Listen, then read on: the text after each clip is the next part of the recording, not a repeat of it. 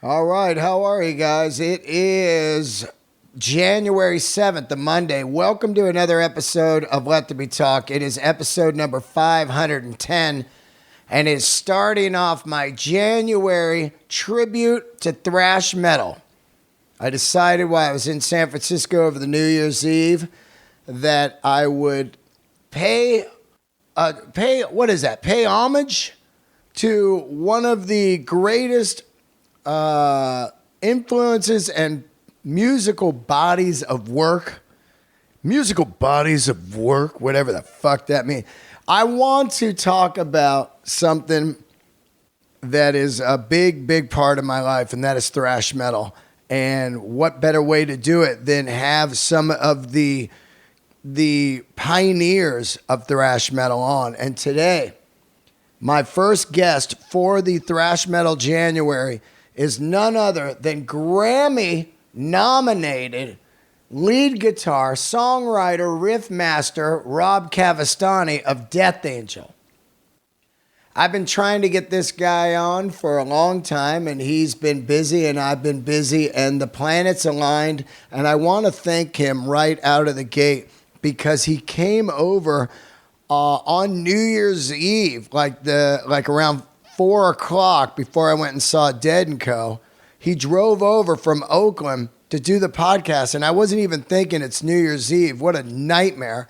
And I cannot thank him enough for doing this, especially just coming home from a 5.5-week tour around America, supporting their brand new record, which is absolutely a smoker, and you should all have it. I can't even tell you right now. Get it. If you want to hear some old school metal, you're going to want to dive into the brand new one, Humanicide. And man, what a great way to start 2020 with a little theme here of Thrash Metal January. And I've got some great guests coming up.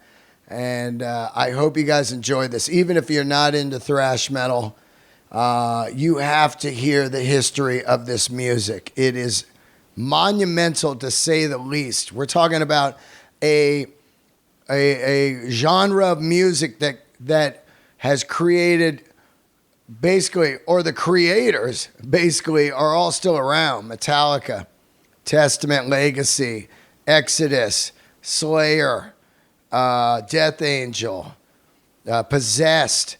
I mean, it's just Anthrax. It's unreal.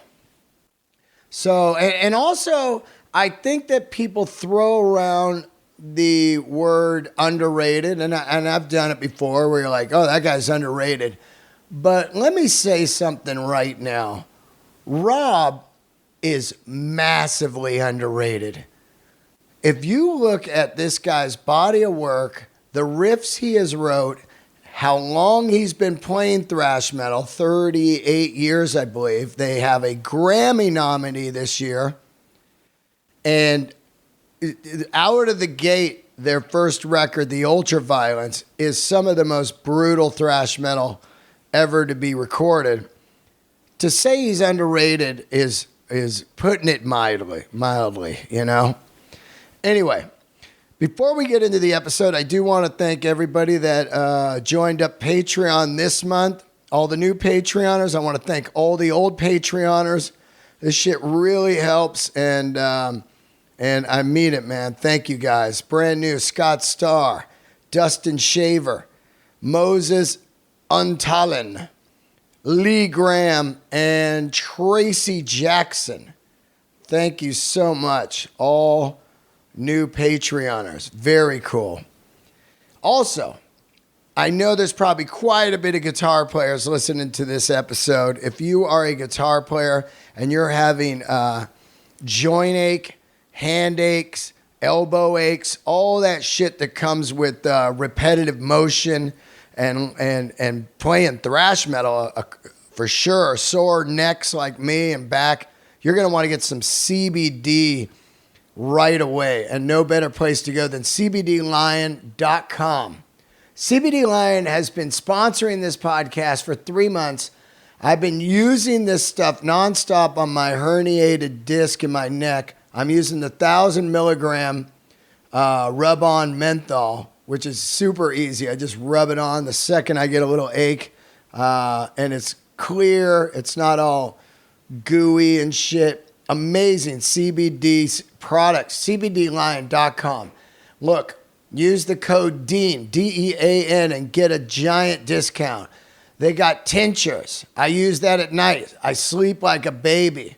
Tinctures, you put it under your tongue, and out cold you go. I use the 5,000 milligram. They got the topicals, like I said, the lotions. They got the gummies, fast action. Eat those gummies. They taste fucking amazing. They even got shit for your pets. You got the loony dog that's barking all the time and chasing its tail, whatever. CBD Lion, Lion. CBDlion.com. Free same-day shipping on all U.S. orders placed before 3 p.m. Use the code DEAN, DEAN, and get a great, great discount. They got all the stuff. I'm telling you, this shit works. I use it on my neck, and it has been helping. Anytime my neck is all locked up, I rub it on, and 10 minutes later, man, I forget about it all together. I'm just like, oh, my neck doesn't hurt. Oh, that's right. All right. What else I got coming? This weekend, I'm coming your way, Bridgeport, Connecticut, Stress Factory. I'm going to be out on the East Coast. Come on out. Come see me. I'm going to be there Thursday night, Friday night, Saturday night. I'm headlining. We're going to rock some Bridgeport, Connecticut. Get your tickets, please. Fresno was canceled because people didn't buy tickets in advance. Everybody was like, oh, yeah, I'm going. And then the promoter was like, only 8 tickets. And he canceled it on Wednesday. So if you were there, I'm terribly sorry. But it's only the second time that's ever happened to me. But that shit happens. If people don't buy tickets in advance, it doesn't look good. So get them and come out. Bridgeport, Connecticut. Also, Las Vegas, next week I will be at the Comedy Cellar for 7 nights, doing 14 shows. Comedy Cellar at the Rio Hotel, the 13th through the 19th. And then I jump out on the tour with Marc Maron, the Freezing Your Ass tour, and all those tour dates are on sale right now on DeanDelRey.com, along with Chumish Casino, February 7th in San Ynez with Burr. And I'm also, brand new date, I'm headlining in Austin, Texas, March 7th. One show only, the venue, ATX. Tickets on my website, DeanDelRey.com. I love all you guys. I hope you have a great, great week. After you're done with this podcast, go immediately to Marc Maron's WTF podcast. He has 2 legends on today, Brad Pitt and Leonardo DiCaprio. And I can't even fucking imagine how cool that must have been to talk to. Those are 2 dream guests for me. And they both have made some epic movies. And they don't do bullshit. It's pretty wild. I mean, I think The Revenant is still one of the greatest films besides No Country for Old Men that I've seen in 20 years. And then Once Upon a Time in Hollywood, I've seen 3 times in the theater. California's a masterpiece. True Romance, The Aviator, Basketball Diaries, The Departed. Between these 2 guys, I have been entertained and completely inspired by their acting, the films they've chosen, everything about them, and their personal lives, man. Getting out there, battling some fucking climate change and all that shit. And who doesn't want to try to look like Brad Pitt? That drives me the fucking gym. God damn, that guy. Does he age or what? What the fuck? He played Benjamin Button. I think he really is. Holy smokes. Anyway, go to WTF Pod and listen to Marc Maron talk to those guys. Right now, though, let's dig into some thrash metal. I'm telling you, January is going to get heavy right here. Let's hear it for my man right now. Little Death Angel action. Rob Cavestany. And let's wish them all good luck, them and Rival Sons, on winning a Grammy. Holy shit, that would be insane. Here he is, Rob Death Angel. Introduce yourself.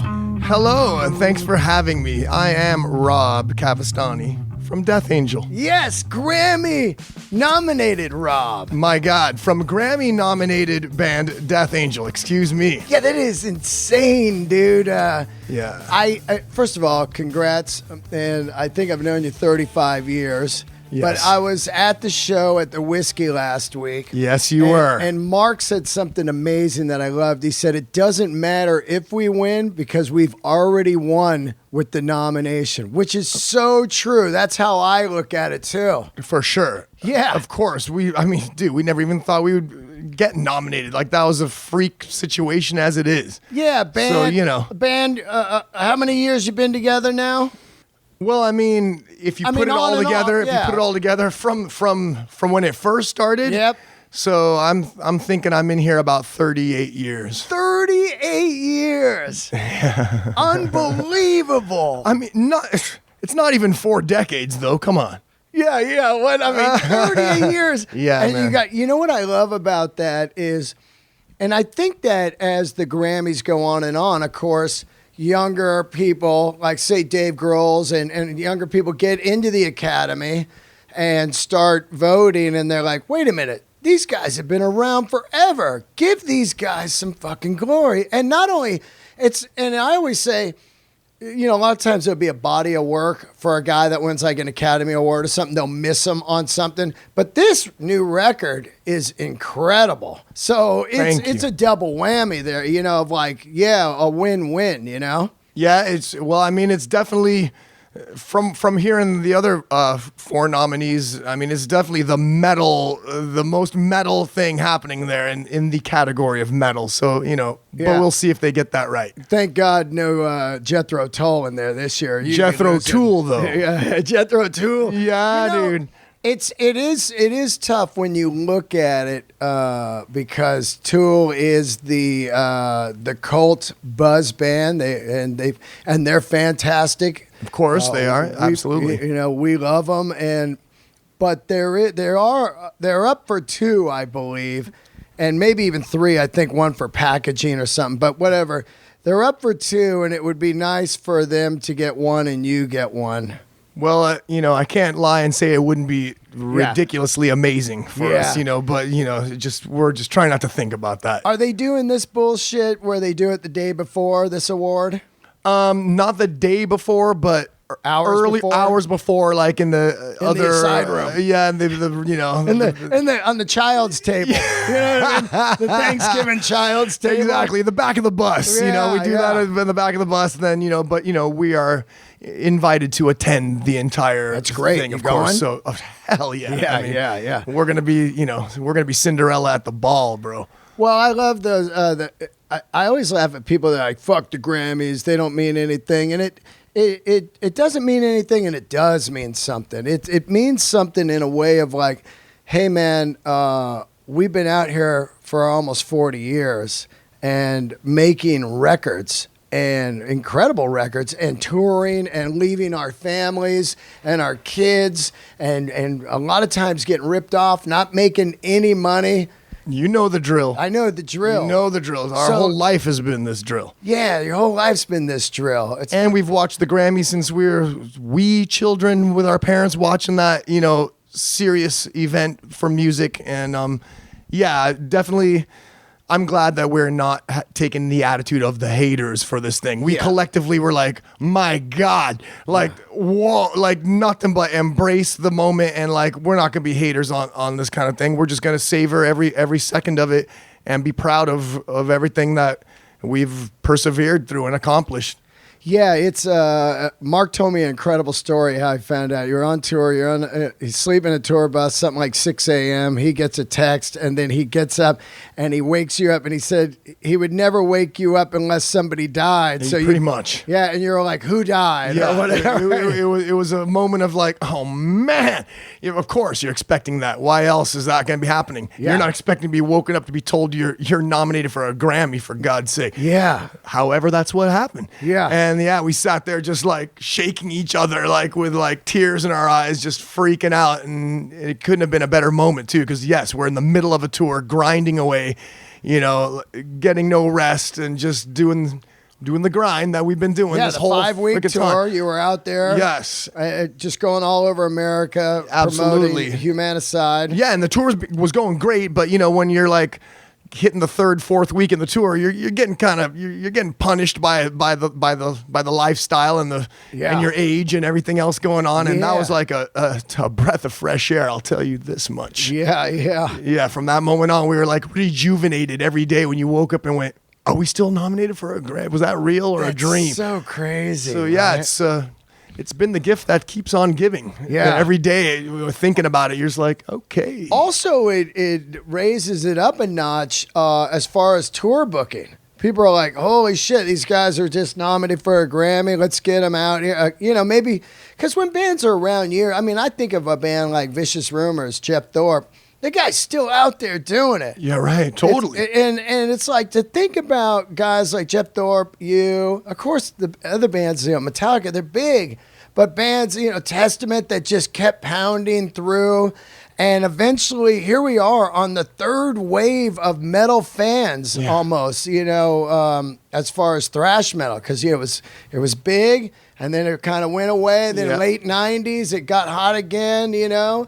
And then here we are again, and it's big, you know. Well, it's a solid genre. It is. You know, it's like, you know, of course, things come and go with the times. I mean, like there's no avoiding it. Like years and years, decades go by. Music, fashion, it all goes away, and then it kind of retros back again. It comes back, but you can't kill rock and roll, and you can't kill metal and thrash either, because it just has staying power. It's a solid genre, and it's awesome that, you know, new generations discover it, and the older generations never really let it go. Yeah, and you know, it kind of ebbed and flows, but yeah, it's, you know, it's here to stay, I think. I was sitting in a booth at the Whiskey with Billy Rowe from Jet Boy and Dino. And we saw like 2 12-year-olds walking out, and it hit me right away. I go, oh, that's me and somebody else. It could be Billy or you leaving the Stone. Yeah, exactly. That's what it reminded me of. And they had the shirts, and they were like, yeah. 12-year-olds. And I was great. like, Totally. that's amazing. It is amazing, man. And of course, it's, you know, it's a weird crossover, because it's not the flavor of the month. It's not the new relevant scene or sound. So the fact that it can, you know, draw younger kids in, and they can feel it and get with it, you know, it's just an exciting vibe. The style of the music and the feel of it. It's, you know, it's kind of a street level, just it's you know, rebellious but pumping energy, exciting kind of music. And like punk rock, it just has it's got its vibe, and it's everlasting for the rebellious youth. Let's get into the early days of when you start. Of course, we grew up in the Bay Area, and we're hanging out and listening to Saxon and Maiden and Motorhead, and a lot of Saxon for me, except you know, Restless and Wild, all that stuff.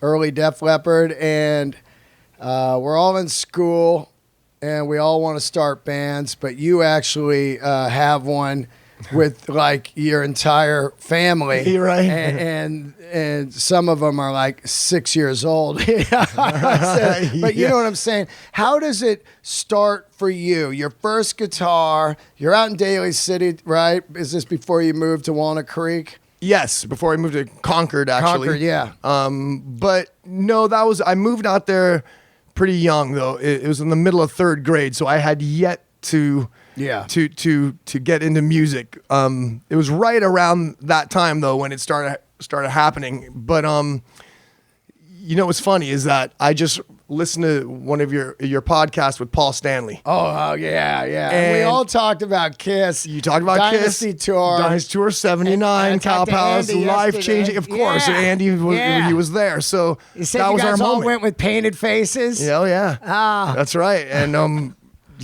at that point I was 10 years old. Right. Man, Andy must have been like He was 7, he said. 7 years old. So I was, and that was like you, a life-changing experience. You know, we go there like, oh man, we're gonna see Kiss. Somehow we were already into Kiss. It was Dennis, our bass player, Dennis Peppa. Yeah. He was the dude that discovered Kiss somehow. And you're not a band yet, right? No, but not in the real sense. Right. We're not a real instrument playing band. In your mind, though. In our mind. And we had already been getting together at our family gatherings and like doing performances for our family. Like air guitar and stuff? Yes. Yeah. Yeah, we got tennis rackets. Yeah. I actually had a drum set, like a kid's drum set that I was, and we were kind of mismatched. Like I was Gene Simmons playing drums. Yeah. And we were like but we weren't lip syncing because we were taking turns actually singing the songs while we like played. Yeah. While we rocked to the different song. So in our minds, we had our band going. We just needed to learn how to play instruments. Slight drawback in the band is that we didn't know how to play instruments. Yeah. So seeing Kiss, we went home from that and said, all right, so we need to learn how to play so we could actually do this. And that's kind of how it went down. We learned instruments so that our band could be real. Well, do you go out and buy a guitar? How does this happen? You yourself, because you're on drums for a second. For me, I'm on drums at first, and my parents got me some drum lessons and stuff, so I had some basic, I could play basic beats and stuff. But the thing is that these drums obviously are loud in my parents' house, and you can't just keep playing the drums at all times and at night and stuff. So I'm like, this sucks, man. I want to play more, and it's too loud. So by default, I grabbed this acoustic that was like sitting around the house. My dad had one, but he didn't know how to play. I don't know. He just had one. Yeah. Luckily, so I nylon picked the thing string up, one, a steel string. Oh, steel string, nice. Yeah, just an old brandless piece of shit on. He got at a garage sale or something. He just liked the look of it sitting in the corner. Yeah. But I just started messing around with it. I'm like, okay, maybe I could get this thing happening.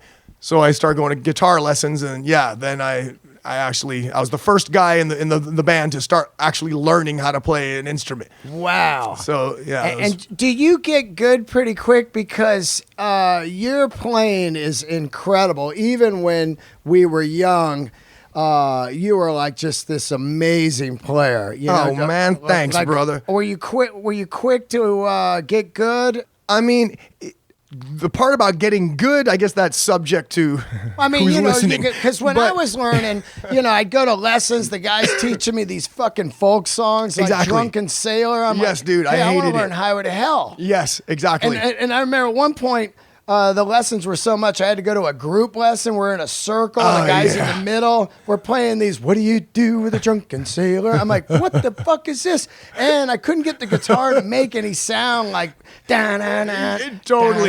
You're right. It's so confusing. It's very confusing. Having the wrong guitar teacher or a music And the teacher wrong could equipment. definitely send you down the wrong. Yes, and I had various stints of some months of lessons, and then me quitting, going like, this isn't what is this I'm playing? This is nothing near exactly what you said. You're like getting, but I could see what they're they want to teach you the basics at first. They don't want to just coordination, You're like, strumming. they don't want to just teach you like these power chords and you don't learn like the real chords and stuff. So Right.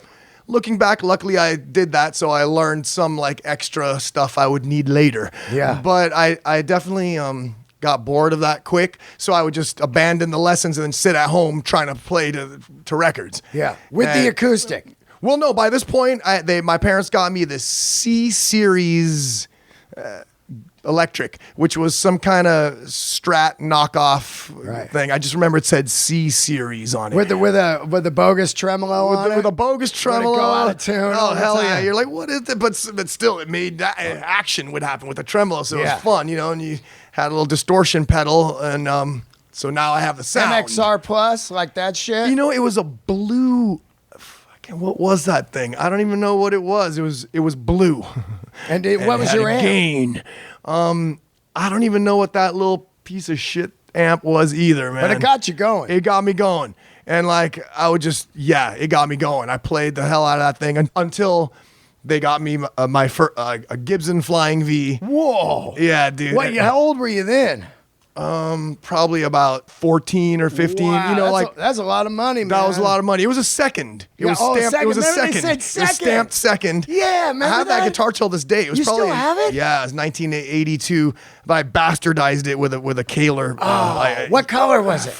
It's black and white though. It's black with the white pick guard. Oh, the Kirk Hammett. Look. Yeah, Yeah, it's rad. Is that why you looking. got the V? Because of Metallica?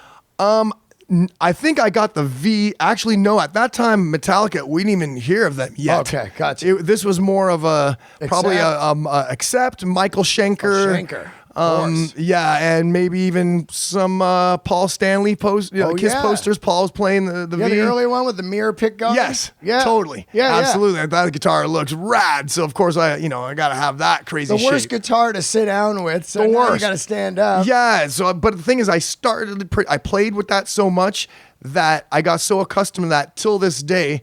All my guitars are like pointy and like crazy shaped, and I have a weird time.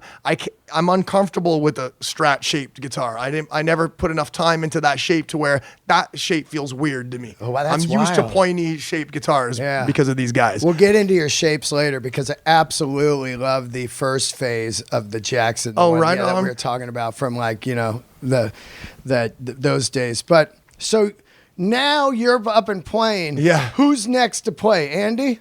Yes, because I'm like, me and Andy are first cousins. I'm like sleeping over his house a lot. You know, our grandma's babysitting us. And I'm like, okay, you play drums. Like, it's the obvious other thing we need here with guitar and drums. And he was like starting off on like pots and pans. And like, we were sitting here like That's literally. what he said. Yes. And then he got his kit in his garage and off we went trying to write songs. Like we were literally trying to write songs before we were trying to play cover song. Like it seemed harder to play the cover song. I couldn't decipher. It didn't sound right. And we'd like, fuck, let's just write our own shit. So we were trying to write originals. That's the way to go. Start writing tunes right away. I guess so. Yeah, I mean, you know. Now Andy starts playing and you're playing. And then Dennis, when does he come around? Right around the same time. I mean, of course, this is like a long time ago. Yeah, it was. So it's hard to gauge the exactness of it. So it was like pretty much right then. Right around then, Dennis, his dad played bass like long ago. So he taught him, we like, obviously you need the bass and not like 7 guitar players and no bass player, which is like a problem for kids, like usually. Oh yeah, of course. Yeah, everyone's like, all the guitar players, like one of you's got to play bass. It's like two cities over, a guy you don't even necessarily like, but he had 4 strings. It's same with the singer early on, like David Lee Roth. He had a PA. Yes. Singers. Right. And also singing was so nerve-wracking. Totally nerve-wracking. I was shitty, slow learner on the instrument, so I became the singer because there were none. And it's like brutal. Brutal. You're up there in the front, naked, dude. like, all right. Oh, yeah. Oh. Actually, Dennis he started off as the singer, I think. Right. He was a singer, and then we were like drums, guitar, and a singer. And then like his dad had the sense to go, you guys need bass in here. So like, Den started learning bass, and then we had guitar and bass and drums. The Gus story trips me out because he comes over and starts living here. Yeah. And one day he's just kind of plucking around and you go, you play guitar? And he goes, yeah, kind of. And you're like, what? You're in the band. And imported from the Philippines. Yeah. And I heard he was just like a natural. Totally. And till this day, I love playing guitars with Gus. Yeah. He comes over. We don't do it as much these days because I'm hardly home because we're touring all the time. But I look forward to more of that. He just comes over, we'll just pick up some acoustics, and he's like the most natural bro that I would just sit here and just start playing guitars with no agenda except to just have a great musical moment, which is kind of rare these days because your music equals work. Oh, like absolutely. in a weird way, you know what I mean? 100%. I don't go home and just riff comedy in my room. Exactly. You kind of got it right. So it's a weird trip because it messes with the sacred love of doing the thing out of the love of the thing, which of course you do, but crossover. So Gus, we hit it off as guitar bros right off the bat, and we till this day have that relationship with playing music just for the sake of 2 guys in the room having a fun time playing. Yeah. Andy told me that once you guys went to Metallica at the Stone, you were like, oh shit, we got to speed everything up. That was so right. Early sound of Death Angel, was it more like an AC/DC type rock band? Yes. Right. We were at the very first rock. Right. Like totally. AC/DC, Led Zeppelin, Yeah. Rush. Luckily, we got a hold of Rush because that put some kind of like progressive trip on us to try to write stuff like complicated or yeah. put a little extra, breaks and weird shit going on because sounded very exciting with Rush. We tried to play like 2112 or like it was one of our first covers. We barely could get through the intro of the thing, but still, so we had those kind of vibes at the beginning.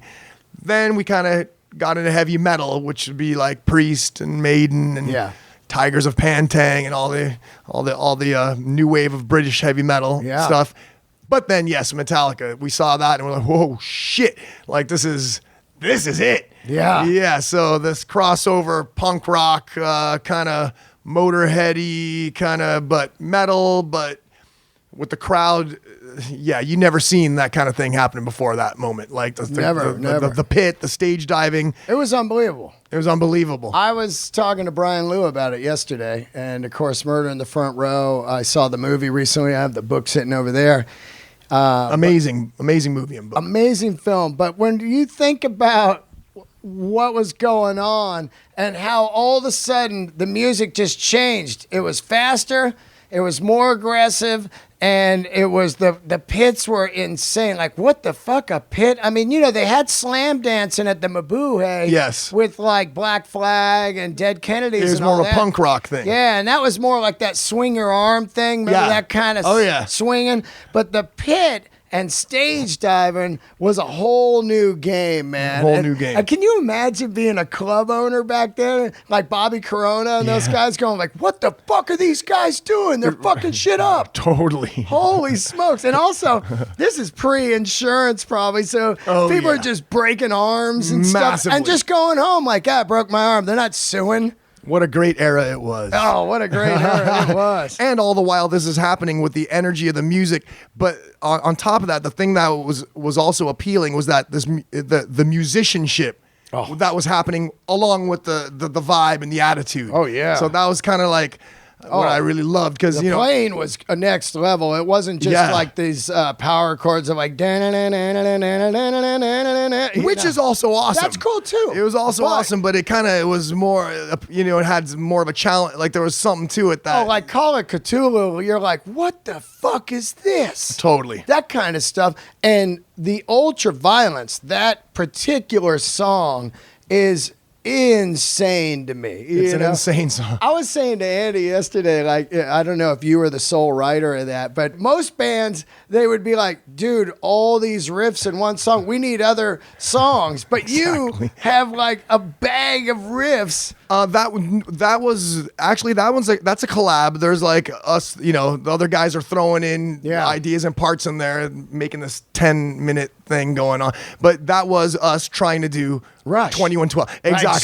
Exactly. And you don't really think about it till later on. You go, oh, this is like a crazy Rush inspired. Because when I was growing up, I didn't like Rush.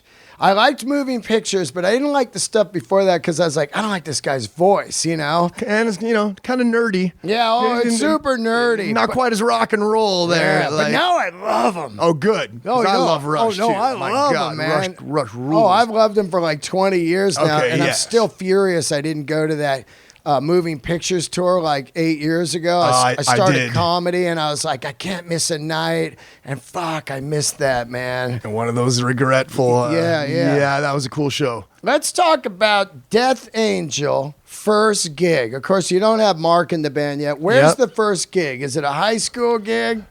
I remember this, and some things I don't remember, and I'm glad I know this. But this is going to be at the Sub Shop in Pacifica. Did Andy say that one? No. Really? I didn't ask him. Oh, okay. I want to ask different questions. Okay. Because people will be like, it's the same interview with a different guy. Yeah, right, totally. I'm trying to like double check.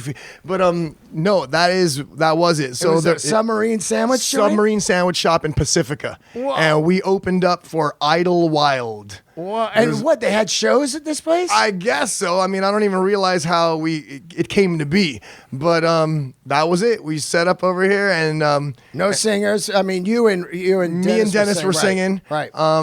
And we even had our friend Joe Pagalero. Oh, Joey Pag. Yeah, so yeah. Joey Pag had on like this, like a reaper's mask with a shirt that had iron on Death Angel, like the letters that you got ironed on at Saramonte or whatever. Yeah.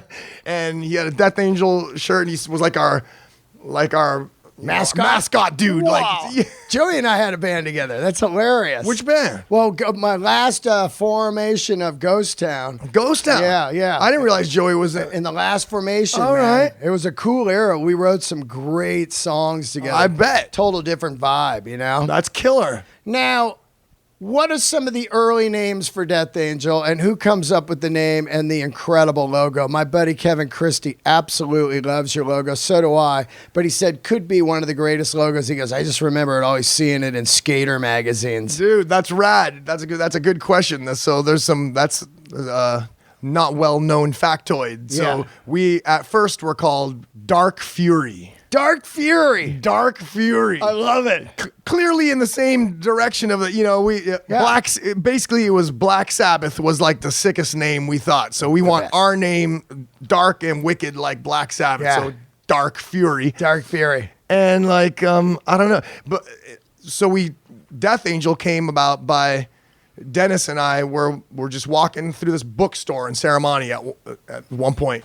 And on our way out of the bookstore, Dennis just points out this book, goes, look at that, Death Angel. This book was called Death Angel. Like, that'd be a cool band name. We're like, that's better than Dark Fury.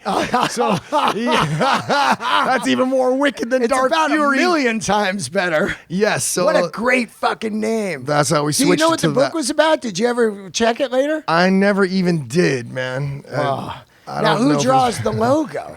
Okay, so I'll hope I can get this straight because I don't want to bum out anyone who actually did do this stuff. So we had a different logo at first. Yeah. Like a Death Above Angel. It was like instead like of side by staggered. side. Yeah.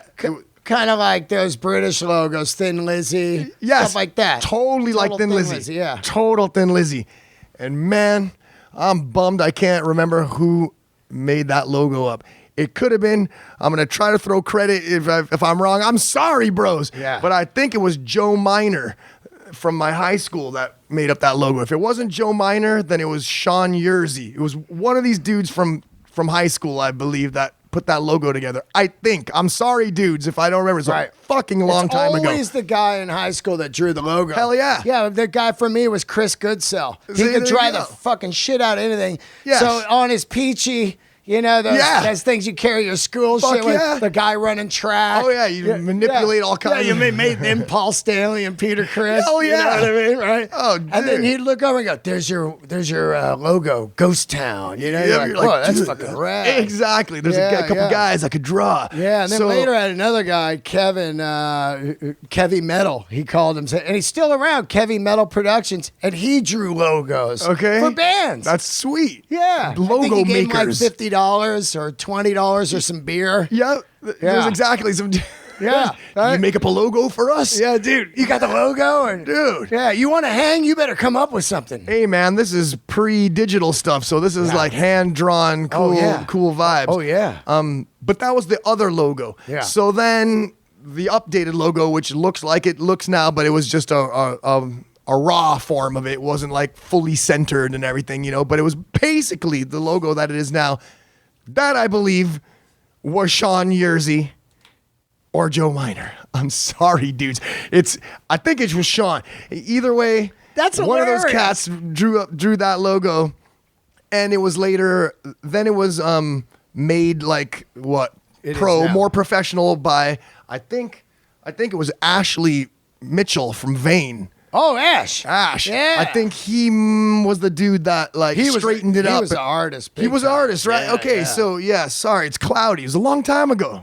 A lot Yes. of partying was Yes, happening. It's like 36 years ago. 36 years ago and many a beer ago. Yeah, yeah. But I'm pretty sure that's how the logo story went. God, and it's been the logo ever since. It's pretty much. It's it's got this recognizable shape of you can't mess with Batman's moniker. Yeah, there. yeah. So it's got the metal.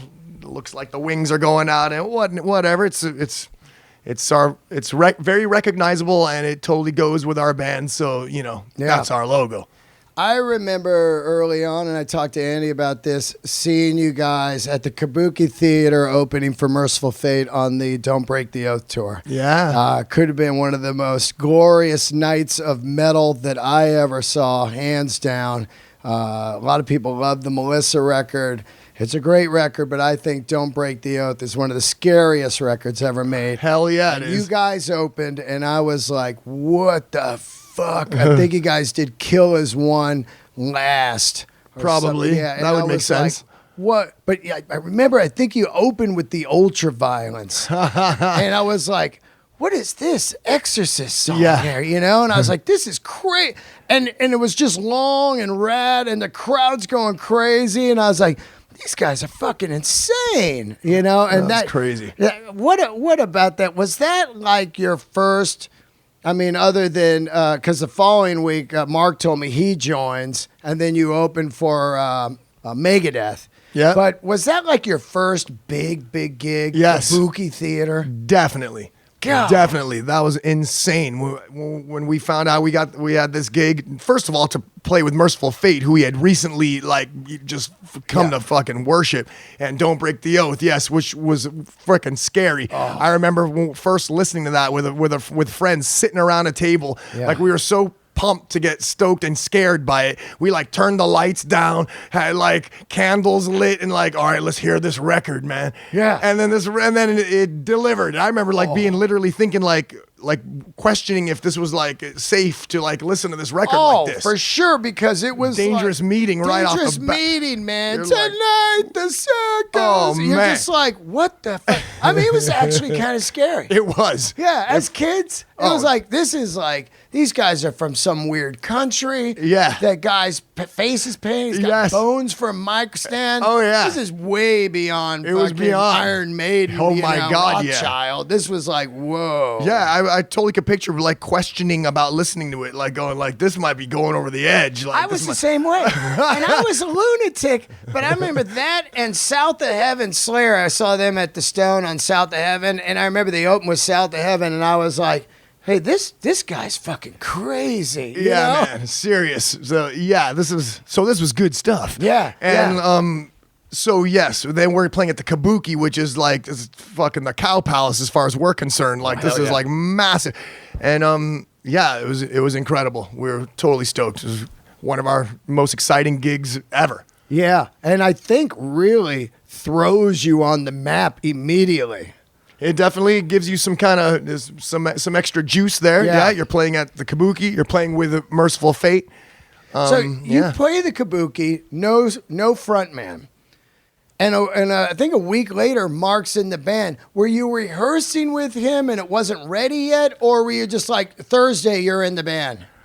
Now this part, this is a cloudy detail. I couldn't even have remembered that we played that show without Marc. Right. I can't even picture the show in my head. I can only picture Marc, it happening. He said he came out and he announced you guys. Oh, okay. And how then, cool. And then he said his first gig was actually a week later or something, opening for Megadeth. Okay, so then we must not have played Kill As One because that was the song that Marc would sing. Right, that's right. Yeah. So he came out and did it on the Megadeth show. So yeah, that was right on the cusp of us getting the legendary Grammy-nominated Marc Osageda on the vocals. So I asked Andy this, that if you ever auditioned other people throughout while you're doing the band. He said a couple dudes came in with headbands and stuff. Oh yeah, yeah. No. Yeah, we totally had a, and there was a moment too. There was one thing I could remember is having this one dude came.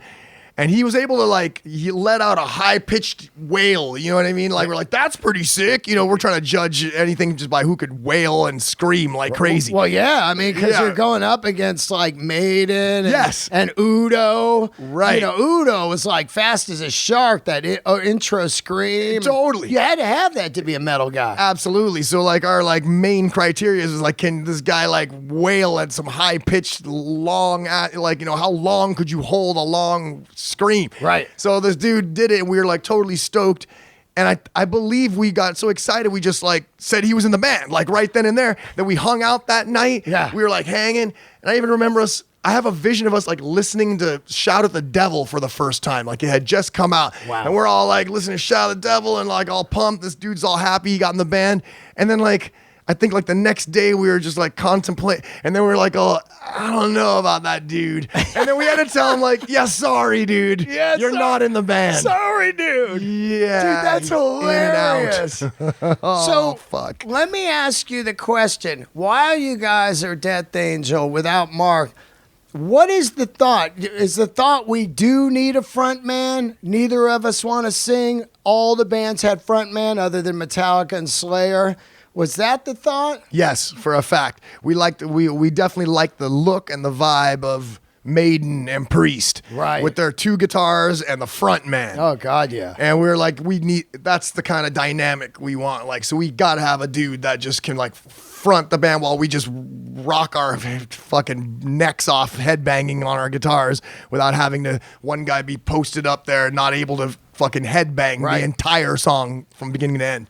So yeah, and neither of us, me or Dennis, could not fucking scream like that. Right. Like we were just more of like attempting to sing. Like there was like we just didn't have the metal fucking thing happening. And Marc did. What were the songs that you were playing? The ones on the Killers One demo, or what were you playing that you and Dennis were singing at the time? Because I don't. We were playing stuff off our little known first demo that we had before Killers One. We had a demo called Heavy Metal Insanity. I never heard that one. It's quite a rarity. It's a 4-song demo of our heavy metal songs, like just like dun dun dun dun dun dun dun, like that. Yeah, exactly.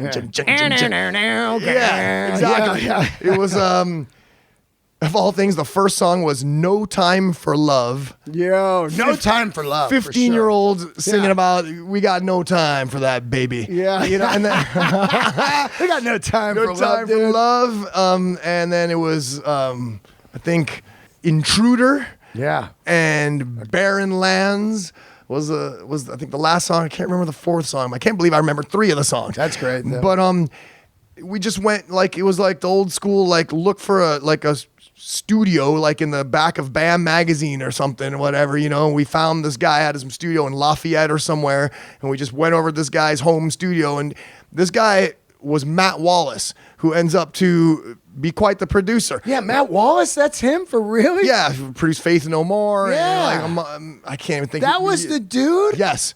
So I don't even. Just had what was it? A Fostex 4-track, something like that. What were you recording on? No, it was better than a 4-track. It was like a 8-track. 8-track. But it was actual studio. Like it had to be tape. I can't really remember. It was like, again, so long ago. The thing that stands out in my mind is him showing us this plate reverb. Like that he had in the other room, like, which was like this fucking, like this table, but turned up this way, right? This whole thing, like, and and like the sound would go the sound would go through. And I just remember sitting there trying to comprehend what he was talking about. It just like, what?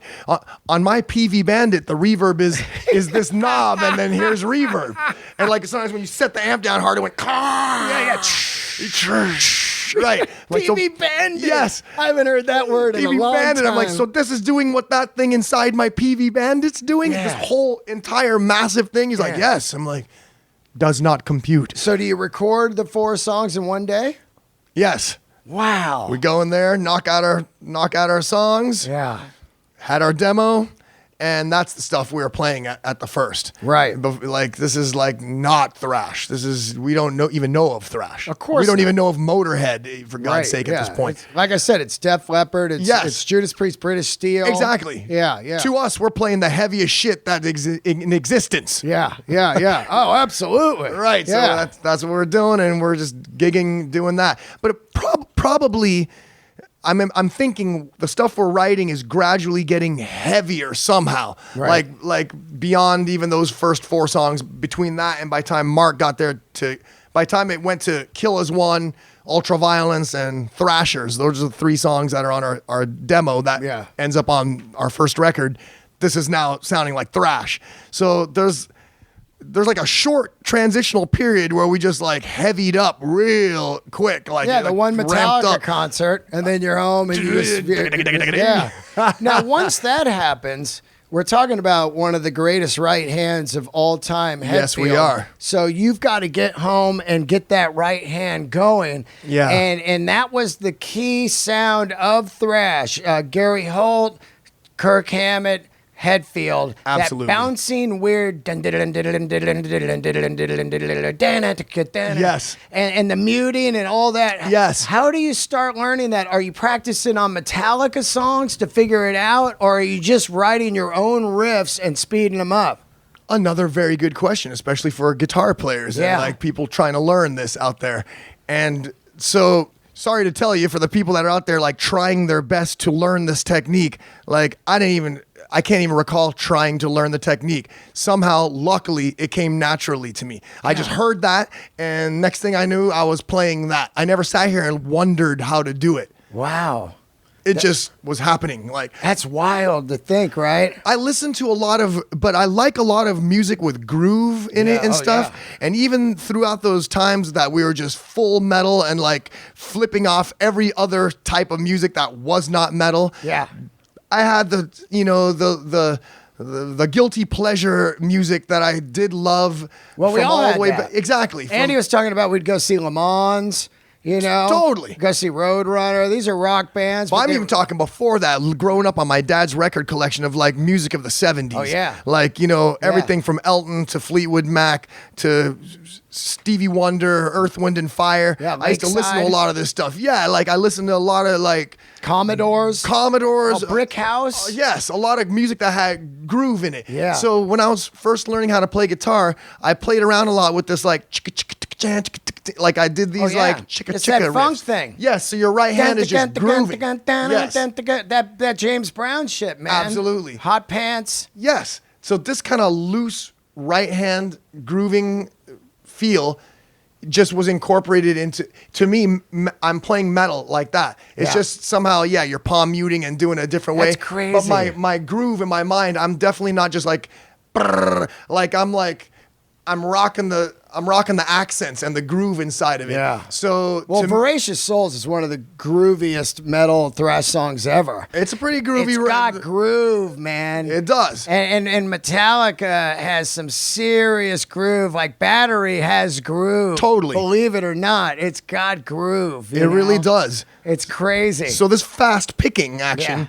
in my mind, is not that way. It's coming from these grooving kind of riffs. So to me, I look at it that way, and I try to think of it that way because I don't want it to come out. I want it to have a groove and the accents and not sound kind of, because it could be very sterile sounding because you're just like focusing on trying to yeah. So it's more like a you got to like lean into the parts of the riff where it's hitting with the beat and stuff, and so it's kind of just, again, yes, it's a natural, it's a thing that your soul is dancing to from within. I think that's where a lot of the 90s metal got it wrong. Once Pro Tools hits in, they're just laying down a riff and then dropping it in the song. Yes, sir. And there's no push and pull with the drummer and bass, and there's no groove. It's synchronized and completely fucking an assault, but it's almost done in a way of industrial music. Yes. A lot like Ministry, just one fix and all that. It's just like... Yeah.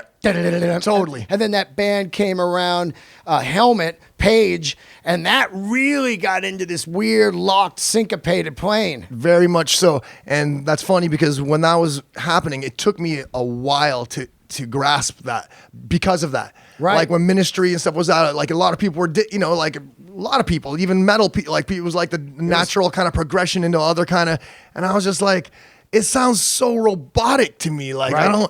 I'm not feeling this, but after time I saw where they were coming from, and I see the vibe of that going on. Right. But yeah, so depends on what kind of vibe you're trying to put out there. Like, so, Yeah. you know. And speaking of Tool, we were talking about him earlier. Undertow is one of the groovinest metal records of all time. Totally grooving. That thing, man, it is complete.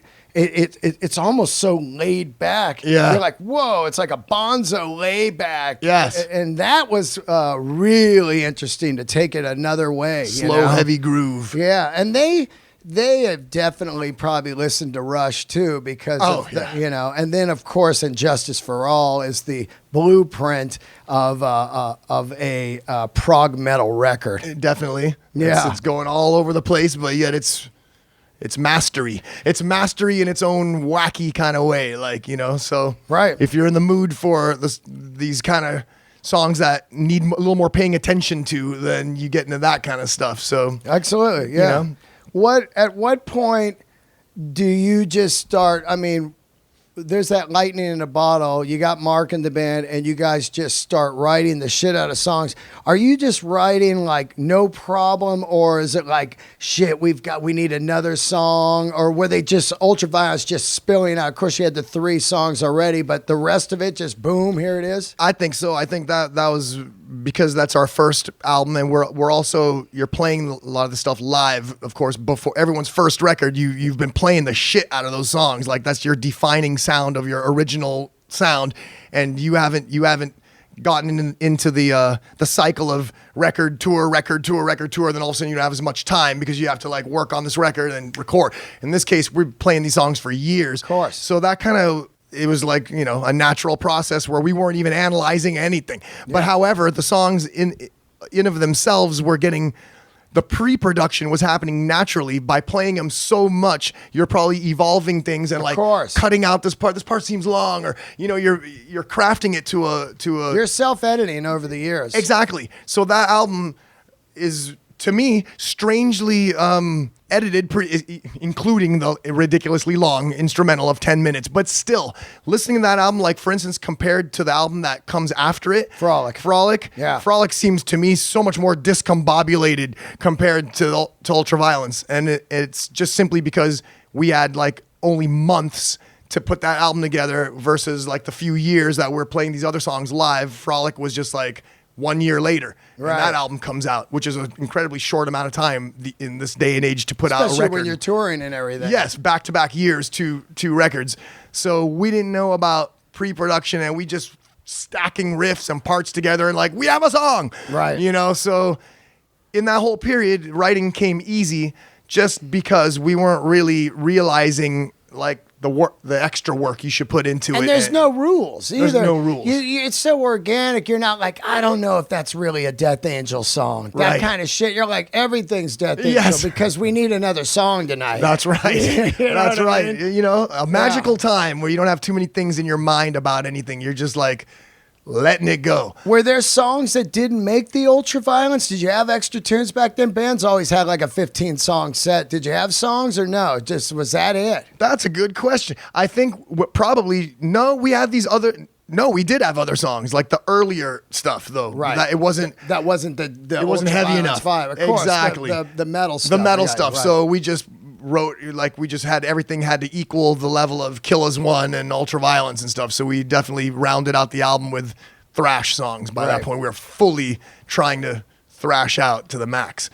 Once you get the Frolic, what label's Frolic on? DGC? Enigma. Same first label. 2 records, Enigma. Once you go to do Frolic, because I have heard over the years that you guys don't like Frolic, and it's one of my favorite records. Let's get into why you don't like it. Because if we look at what's going on in '87, and I know that you love all kinds of music like myself, but we have Appetite's about to come out. You know, we have, there's like this weird thing. You got Motley and all that's happening, but then Jane's Addiction's coming around, and it really felt to me that you guys On Frolic felt like the flavor of Hate Street to me, the night break specifically of Sushi Sunday. You never knew what you were going to see. So yes, you were this thrash metal band, but quickly you had more bizarre depth. And later Mother Love Bone comes around, Yes. and that's a big, big, big influence on San Fran. Yes, for sure. More than anybody really ever talks about. For sure. But Jane's Addiction, U2, later on Love Bone, and it felt like Hate Street to me, and you even filmed Bored and Cat's Apartment, but I really remember the flavor of like a Hate Street fair and that shit of like, oh, this record's cool as fuck, man. I thought it was weird. Now, why don't you like it? So, okay, first of all, to clarify, I don't not like it. Right. It's just, to me, all of our records, our entire discography, it's the most discombobulated sounding record. So that's why, being critical about myself, I'm not liking the aspect that I think the songs weren't worked, like we didn't have our songwriting in quite there. We got kind of lucky in the fact that the vibes of everything were landing in the right place. And yes, it's odd because it's a lot of people's favorite record of ours.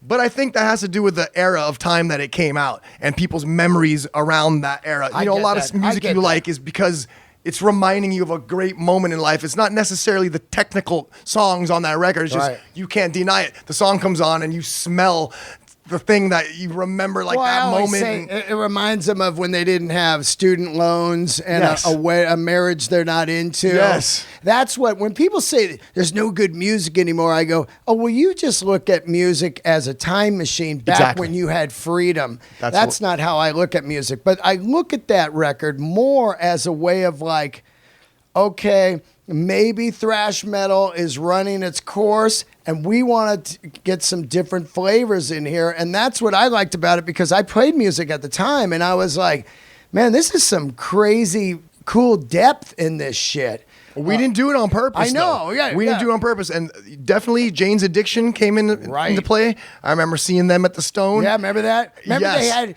no lights. They had movie projectors for their lights. I remember that. Oh, that's Nothing Shocking. Nothing Shocking. Yeah, remember that? Perry Farrell's wearing these crazy long rubber gloves up to here. I was there. So right before they went on stage, I fucking went backstage, because by this point we were like, the Stone was our home. Yeah, we right. just walk backstage. People are giving you beer underage, whatever. Oh yeah.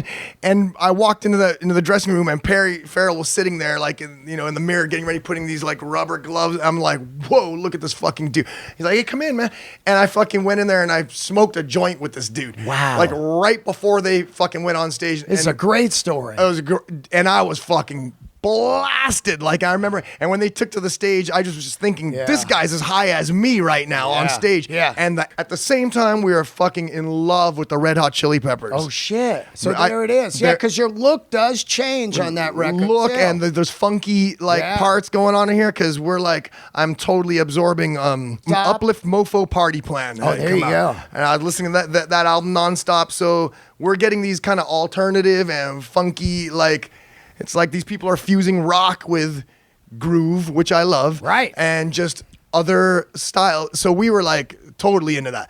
And at the same time, we also discovered Marc was playing. Me and Marc were sitting here listening to The Unforgettable Fire. Oh, great. There you go. A fucking great album. Smoker. Smoking. And songs like Wire and... Wire. Yeah, like so Edge with his... Yeah. So this is like, I'm like, I like this. It's like a different way of doing the but with across the strings, raking and making hypnotic and percussive groove, mixing it in with the fast picking of metal. So we're trying, like, looking back on it, that's what we were trying to do. Right. At that moment of time, we weren't talking about doing anything. We were just doing the thing, and to us, it was just natural musical progression. So there you have this album, which is very colorful, with all these different things going on. So you either kind of love it or hate it, because it's like the bastard album of ours. Like people that have more of an open mind and diverse musical taste, they love that album. People that are totally more into metal and like they like their stuff more purist, they're like, dude, that fucking album, get that album out of here. No. Bring Ultraviolence on. Oh, you know what I yeah, mean? yeah. Like, because it's much more pummeling and straightforward and like aggressive. I get that. So, I get that. yeah. So I mean, there's- if the Frolic Through the Park was a Swarm record, it would be a masterpiece. Like, There you go. holy shit. Because there was all these bands back then that kind of came and went. Like I said, Love Bone. There was a band called The Front. These groove kind of rock bands. And they were really, really amazing. And a lot of that has to do with, like I said, the I-Beam, even Soundgarden early stuff. Totally. Was like really groovy, you know? Very. Yeah. And we're at this age, we're absorbing this shit like a sponge and just pouring it out in the stuff that we're trying to be creative with without thinking anything of it, because you're not yet at a point where you can even analyze anything. It's again a magical time where you're so naive, you're just like everything's just filtering through you and you're just spitting it out. Influences are coming at you at all different angles. Absolutely. And you're so excited about being in the scene, being at clubs, hanging out. Like, you're young and just like everything is just, your whole life is exciting with all this new music and new stuff. So you're seeking everything that's like going to be new. And, you know, people are trying to hear about something first than anybody, you know, it's an exciting time. So luckily we're artists, so to speak, in this moment. And we are putting out stuff whereby now it's, you know, it's there for the history. It's just always there. You can listen back to luckily we recorded and made these songs. So you can look back and go, whoa, it like seems like another lifetime. Like, oh, you God, yeah. You know, you're like listening to yourself. I'm sitting here like, talking to you and I'm thinking, what like, is that? We're in San Francisco 36 years later, and you and I are talking about your band. And we're both alive, and I'm doing comedy. It's just bizarre. We're full on adults, and we're still. But everything's a stepping stone. Hand. Everything was a stepping stone. Not one of these things could have been skipped. Nope. To lead us to where we are now, right? So some stuff cool, some stuff kind of wacky, but no matter what, it all had to happen to experience all these various situations. Even the song Bored on Frolic, that song was like a joke. Like when I wrote that song, it was not meant for the record. It was just like messing around, making this kind of grooving, kind of simple, very simple song with like barely one riff in the whole entire song.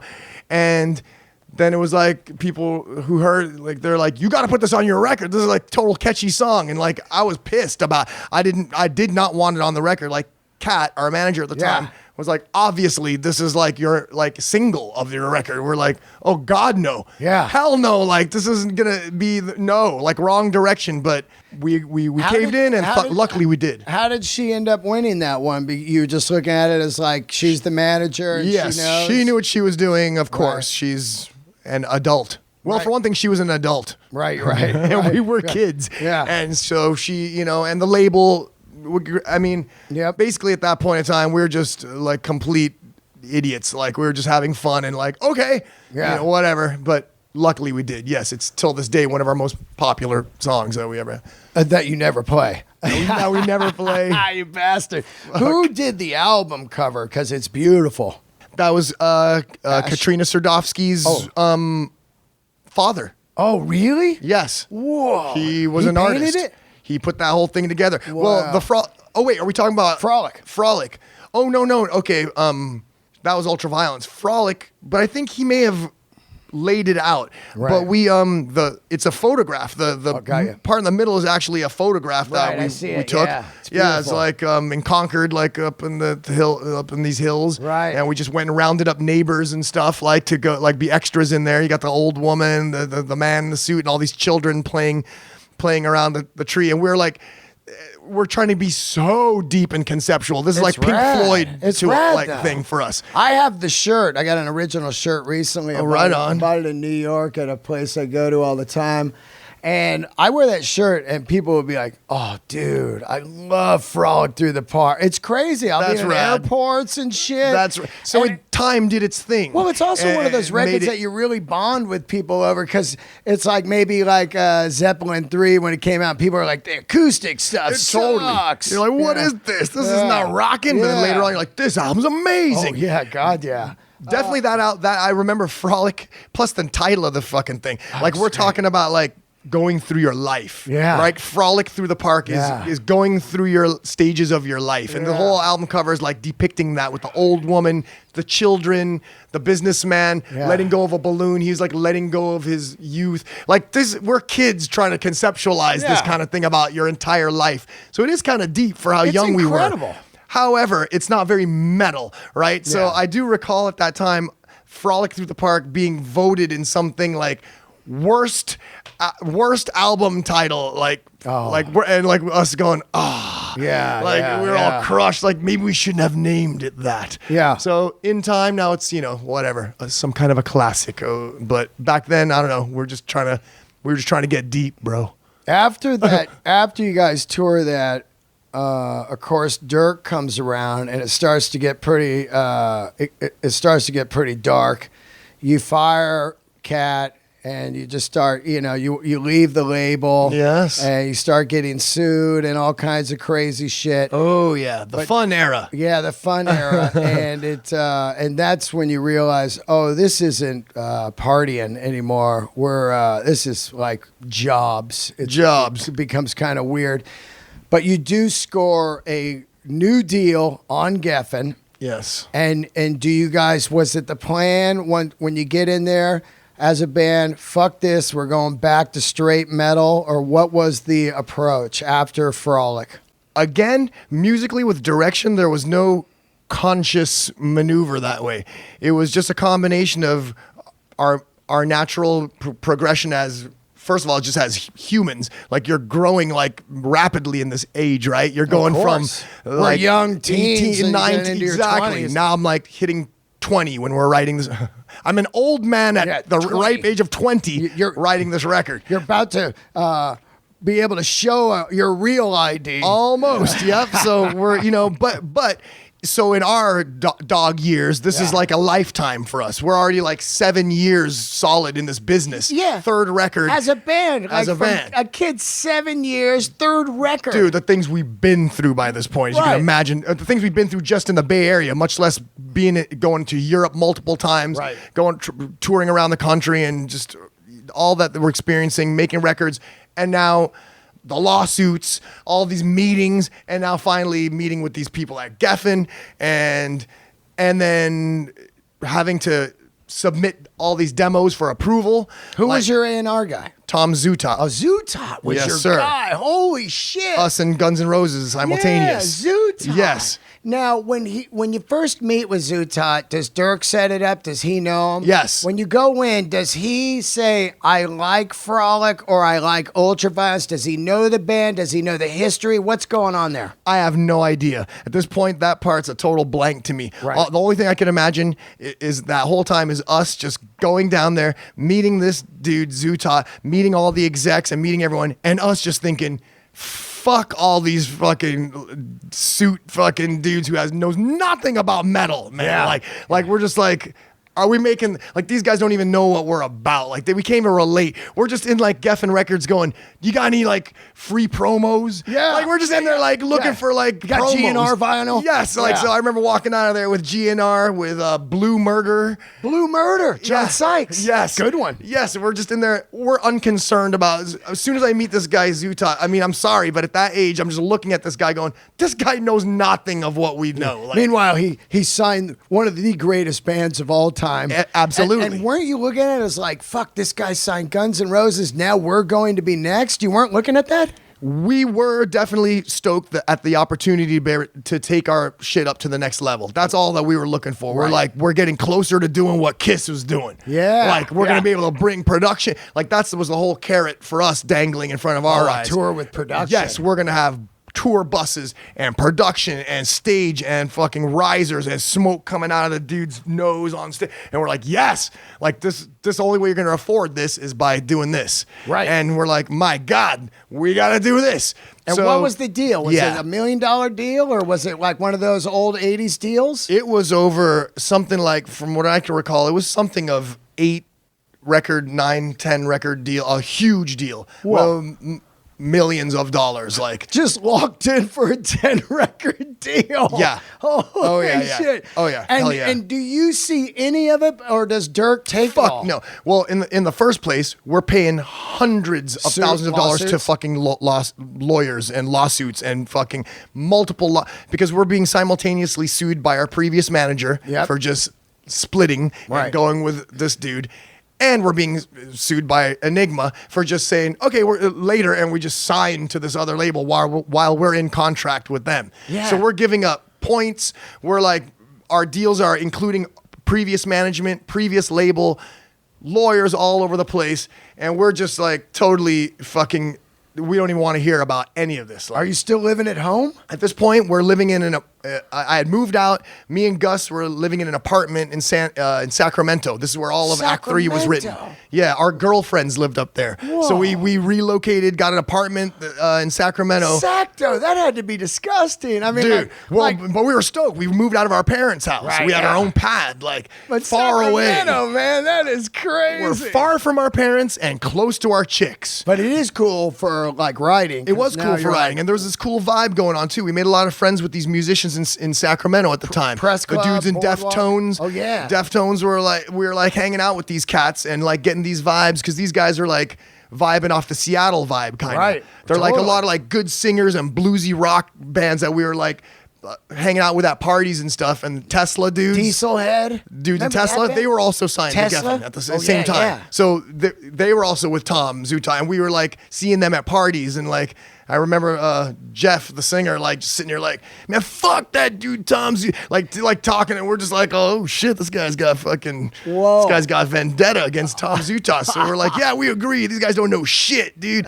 And like, so it was a cool time that yeah, basically Dirk he just set up that what I remember is we were getting $600 a month. That's it? Yes. $600 a month? And to us, we had never made money from music before. We were like, just moved out. Our rent for our apartment was like, what, $200? Right. And we were getting $600 a month. And we're just like making music. We thought we were in the fucking big time, bro. Dude, like we were $600 a month. to keep the guys happy. Whoa. And he did, I don't know, he went had to possessed Hawaii. he went to Hawaii. He had his a new Porsche, his fucking condo in in Sausalito. City? Yeah, Yes. Sausalito. He had a boat. Yeah. Yeah. But we weren't even tripping off this. Again, we just have no concept. We're just Yeah. like, fucking make music, $600, party, let's have fun. Yeah. So that's, we were unaware that was a big mistake that we had. Whatever. Can't go back and do No, that. not at all, But at not the at same all. time, it was cool because it kept our mind.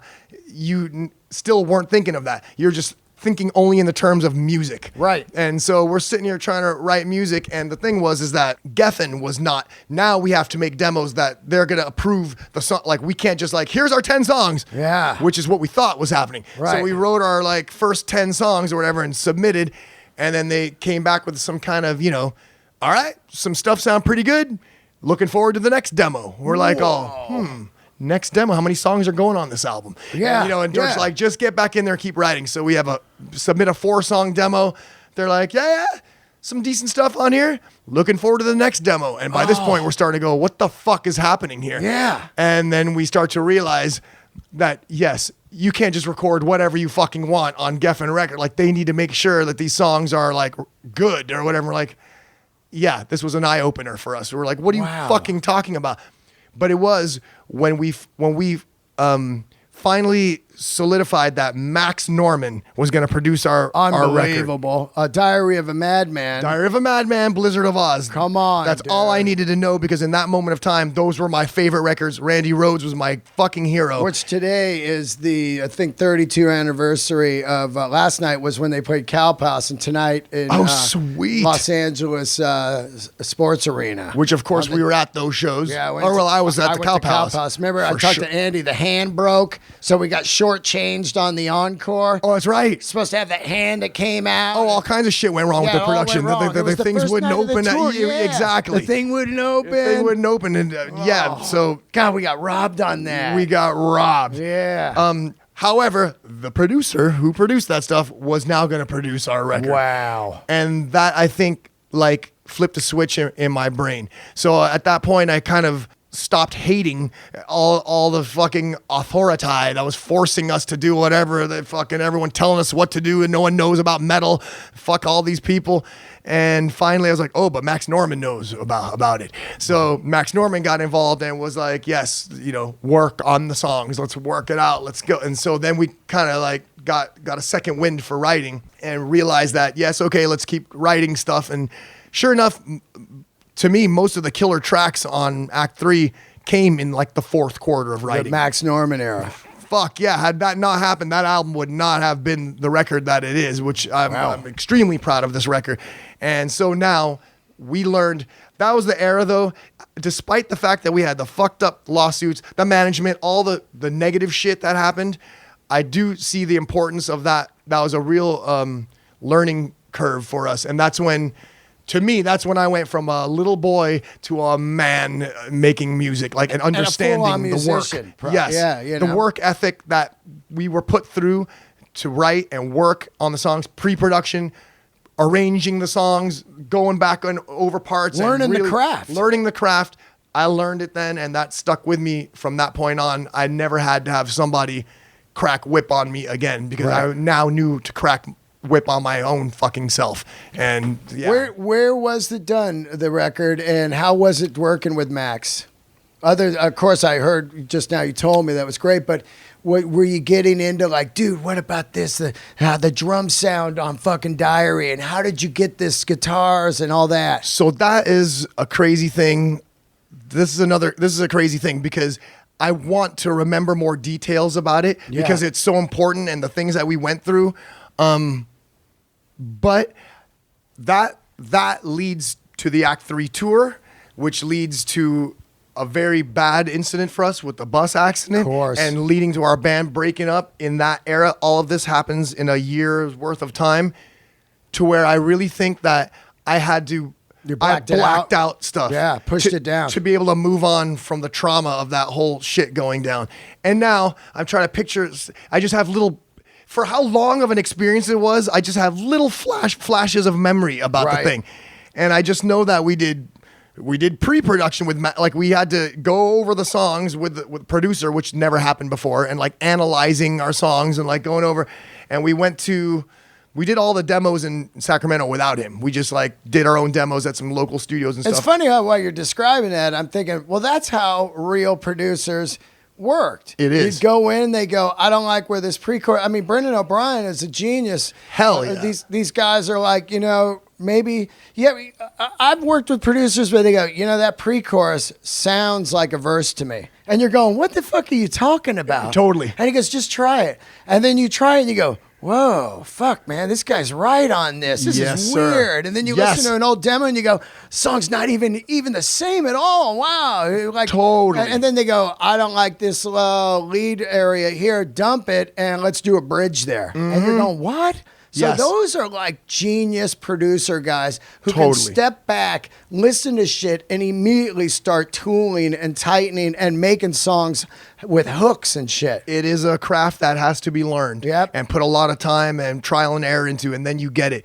Before that, to be honest, to us, what a producer was a dude that came in there trying to tell you what to do. Yeah, totally. We're like, fuck, we have to have a producer. Yeah. All the dude's going to come in here and just tell us what to do. They just want to get some songwriting credit. They just want to tell us what to do just for the sake of getting their word in on it. They don't know what our song's supposed to sound like. Right, yeah. And then you realize, okay, there is a craft to this. Yeah, yeah. So that was Max Norman for sure. And luckily, he had this, the resume with fucking Ozzy's albums there's no arguing that. So whatever guy was responsible for those records, I was going to listen to this guy. So we did it in LA. We went down to LA for weeks. What studio? Oh shit. Sound City? Scream. Oh, Scream? Scream. Yes, we did. We recorded one place and mixed in another place. And goddamn, Scream was one of them. Yeah. And it was in the testing dude. your memory. Yeah, and I don't know why. I'm bummed that I can't remember. And I mean, I do know why because we're going through some weird times. You know this fucking record? I'm looking right now. It was released today In 1989. Shut up. Fuck you, dude. Today? December 31st, 1989. What the fuck? What? We released it on New Year's Eve? Yeah, isn't that wild?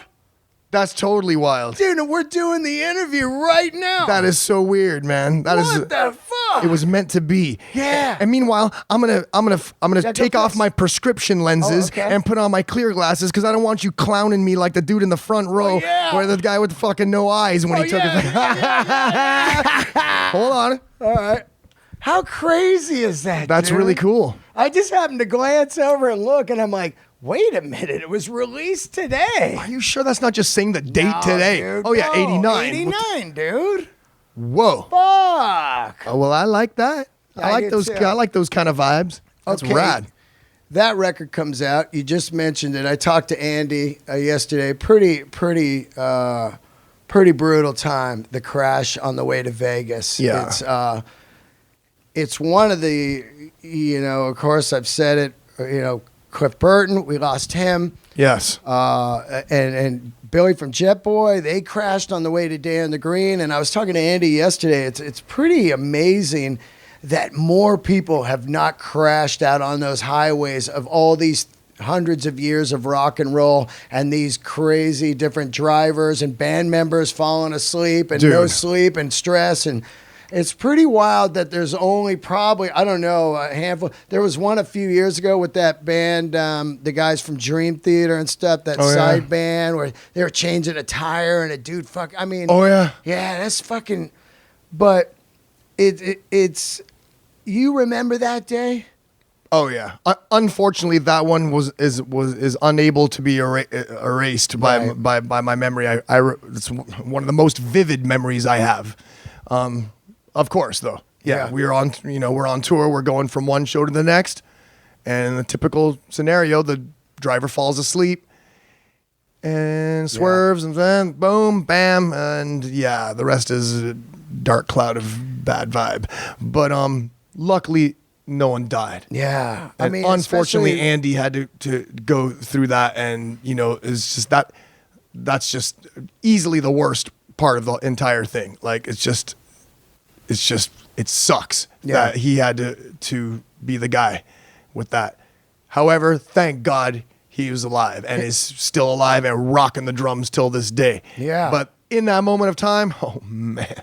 Yeah. That was bummer. Especially with us having the Cliff Burton thing in our community of San Francisco. It's just always like, wow, man, what the fuck, And that was in 1990, many, many moons and decades ago. Till this day, as you must realize, we tour even more than we did back then. Yeah. We are constantly on a bus, on a plane, in a van, constantly. And like you said, it's like, oh my God, like it's like you roll the dice. The more and more you're doing that, the more chances something happen. And till this day, Marc and I are definitely, psychologically and emotionally scarred from that. Like there's points like we'll be in the bus, we'll hit some or like the driver will hit his brakes hard, and we're like in the middle of the night. I could hear Marc in his bunk in the middle of his sleep, PTSD. Yell out. Oh yeah, dude. Yeah. And I'll be in my bunk grabbing on, and it's because of that moment till now. Yeah. Oh yeah, dude. Yeah. Anytime, anything. I hate flying. Like I hate flying, and I have to do it so much. Right. Like I just gotta not think about it. You know what I mean? You just kind of go. Yeah. Oh yeah. It's part of the gig. Here we go. It's part of the gig. It is. After the Act 3, you guys crumble, and you start up the organization. Yeah. And that band gets some fucking good heat out of the Terminator. Chris Ostergaard is running the Terminator. We're playing like crazy. Yep. Doing these gigs there, and the organization fucking comes out and firing. It was an awesome time because we were now getting over to us, it was the sun breaking through the dark cloud that had been over us for this whole time from Act 3 when the whole accident happened. And so it was like a real free time to us because we were just flipping off everybody, like all Yeah. former anything, and we just, it was like you have this mindset at that moment of time where you're like shutting everything out and you're just like thinking only about what you're doing, and we would not even acknowledge Death Angel at that point in time. We played no Death Angel music. Yeah. And we were accepted, especially in the Bay Area a lot. Big time. It was great. However, worldwide was another story trying to get that off the ground. It was definitely a struggle. People would always ask for Death Angel. People at shows screaming out for Death Angel songs. Like, I'm sitting here, it was a rough time when we'd be on tour. Yeah, I could imagine, because Death Angel fans would show up. As iconic as those 3 records are, and then you're not touching them at all. And there's 4 of the 5 of us. There's the 4 of the 5 guys, no Marc. No. When Marc gets married and decides to leave, is that really to you the end of Death Angel? Like, well, Yes. fuck it, let's don't do this. Absolutely. Right. Until the day we played back together when we reformed in 2001, that was my only, like, I'm kind of like a never say never person, but that was the one never that was for a dead fact. No new singer. No way, nothing, never. That thing is done. Like, we were never going back into that Pandora's box again. Well, that's a wise move too, because then it creates a starving of people wanting to see it. So by the time the Chuck Billy benefit comes around and people hear that Death Angel is going to play, they lose their minds. So, true enough, our integrity was kept intact, right? Because we didn't start fizzling, doing weird shit. Like a weird thing stopped us, and we just held to our word to not try to cash in about anything ever. So, yeah, the realness of that worked out in our benefit, and it also gave us a kind of a. I don't think if it wasn't for that, we wouldn't have been able to be reunited 19 years now. Right. We would have kept going if that never happened, but we would have imploded somewhere short after that in some way, and I don't think we would have ever been able to get back together. If we just broke up after hating each other an album later or 2 albums later, it would have been over. But we just kind of, everything got preserved in time or something, a weird time warp happened to where when we got back together, it was we just picked up, we just bridged the 11-year absence into one. We'd never had a bad moment of really hating each other. Right. So that kind of turned out weird, but yeah, that's how it went down. When you guys did get back together, Gus and Dennis are there, and Andy, and the Marc. At what? No, Gus wasn't there. Oh, Gus wasn't. Ted came in. At that point, Ted came in. Gus had already migrated back to the Philippines. But I did see some kind of reunion where Gus was there, didn't I? No, he's joined us on stage. Yeah. He joined us on stage for some jams to bring him in. But no, when we reformed, Gus was he was back done. in the Philippines, huh? Yeah, he was just not feeling it for the whole vibe. And where does Dirk go after you're just so Death Angel's out, you're like, Dirk, you're out, Marc quit, we're doing the O, and you're out, and you tell Geffen, fuck you, we broke up? Yes. Well, Geffen told us, fuck you. Oh, they dropped you. That's another fucking painful industry lesson we learned, which also made us just want to flip off every single thing about the industry. Yeah, they basically, Andy's in the hospital. We're in total shock. We're traumatized beyond belief, freaking. We almost died here. And we're hearing from Geffen going, you guys better get a new drummer and get the fuck back on the road touring for this record. Pick up where shit. Yeah, we're well, hold up. We're the family member. Family was in the hospital. We're near death experience. Yeah. And they're just okay, well, get over it, grow up, get on the road. And we basically told them, fuck that. We're not doing that. And then they came back and go, if you're not doing that, then you're no longer on Geffen Records. And we're we don't give a fuck you. And they're okay, fuck you. Then we got these papers saying you're dropped. You have been dropped. Wow. Everything's over. That is dark. And we're whoa. What happened to us? What? We're I can't even believe it. Get another drummer and get back out there. That's fucking what happened. Wow. Yeah, and we talk about lessons learned, like hard lessons. Oh, my so God. you then realize that people don't fuck around at this level. And that's like some music mafia shit there. Dude, they're like a lot We of want our money back.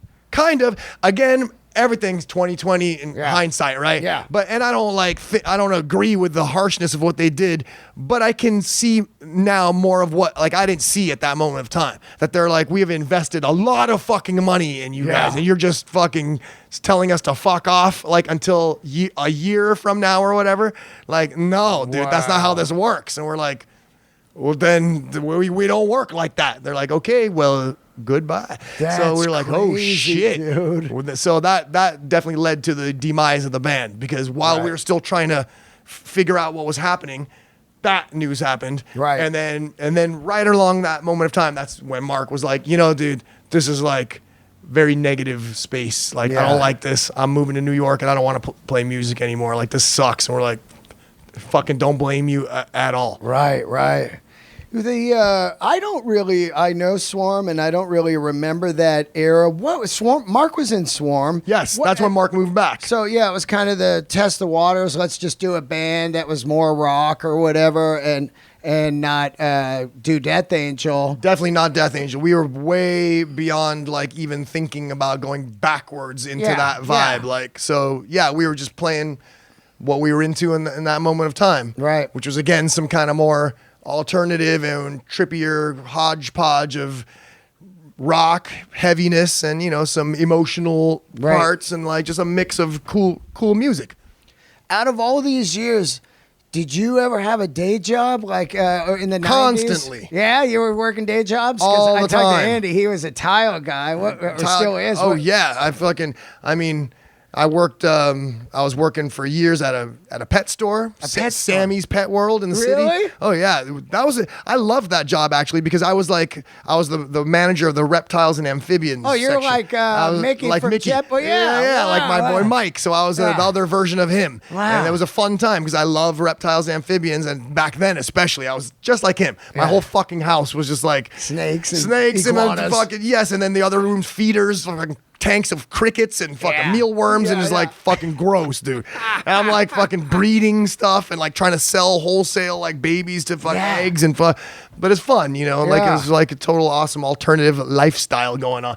And so I did that. I fucking worked at that club, The Pound. Oh, The Pound. I worked there for years. Yeah, what was his name that owned it? Tony Karachi. Yeah, Tony Karachi. Yeah. Oh yeah, remember when Buck Cherry played there? They played there at the end, man. I was gone by that point. Yeah, By the time they expanded and stuff, Right. and did the outdoor thing and That everything. place was just weird, right? It was a trip. It was an old pound that was turned into a nightclub. Yeah, I was there from the beginning. Dude, that's some first San half. Francisco shit right there. Oh yeah, it was fun times. I worked a lot I with. forgot you worked there. You were the bartender or something, right? No, I ran the door. Ran the door. I did the door, and I helped in the office too with bookings and making flyers and doing promotion.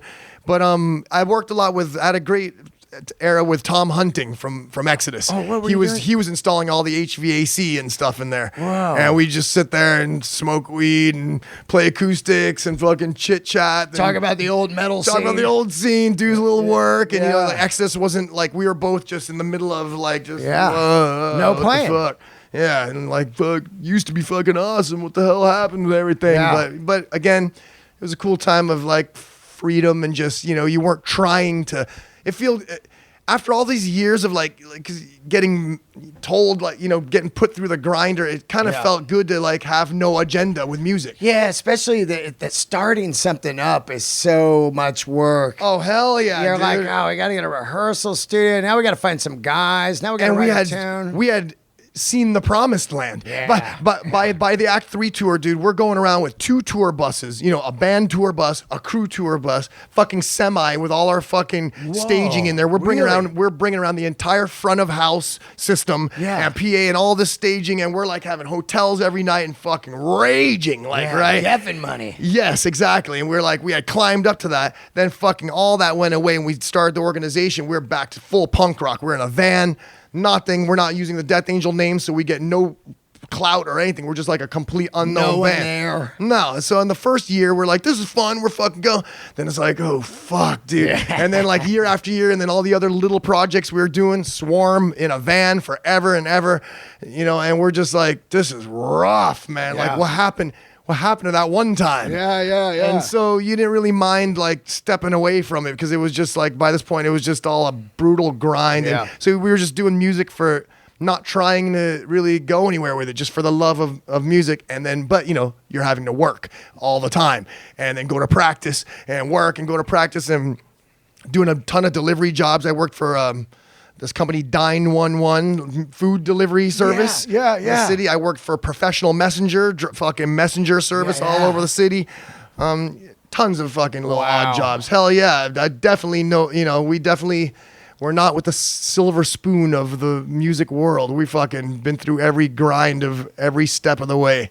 Let's get into that Jackson that you play that I absolutely love. The first one you got, which was the black with the white pick guard. The Star Body. Yeah. Yeah.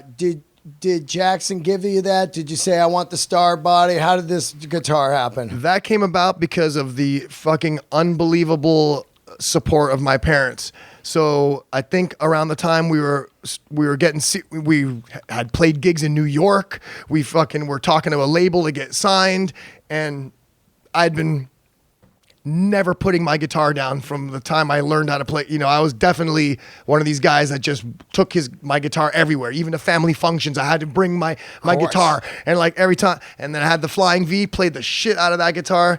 And by this point, I've seen Randy Rhoads with the custom with his Jackson guitar. Love it. And I loved Akira Takasaki. Loudness. Loudness. He had the Star Did you see Body. him at Wolfgang's?